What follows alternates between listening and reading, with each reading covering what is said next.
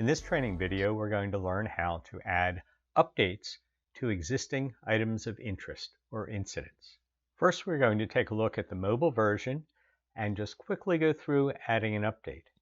Then we'll turn to the web version and give a more detailed look at all the steps and options available for that update. I'm sitting here, and this is me, looking at the traffic that is stopped as a result of this incident, the Big Creek overtopping that is affecting access to the interstate highway. So let's click on the Big Creek overtopping, and here we see the details and the traffic stopped right across the road from me. So I want to add an update. I touch the pencil icon, I touch Update, and I'm presented with the update form.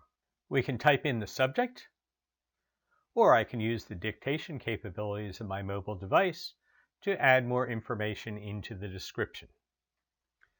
We're not going to add any photographs or documents at this time, so let's click on Submit, and we have created this update to that item of interest. Let's go to the browser-based Command Center software, and here they can see my location and see my pop-up information, and they can see the Big Creek overtopping, and they will see the information that I have just added. There, the exact information that we entered as the mobile device, now providing an update to that item of interest. Now, let's take a look at it in a little bit more detail, all the options available to you to add updated information. Let's take a look at the scene. We have a flood going along here on Big Creek. Over here, we actually have a flooding forecast in this subdivision as has had historical flooding in this area. So let's say that I am located right over here and I am going to comment on or add an update to this flooding area. So what I want to do is come in, and that residential flooding, we saw that. I click on Details and Directions. That will get me a short trip here into this area that has some potential for flooding. And I am now going to make an observation. I do that by clicking on the pencil and selecting Update.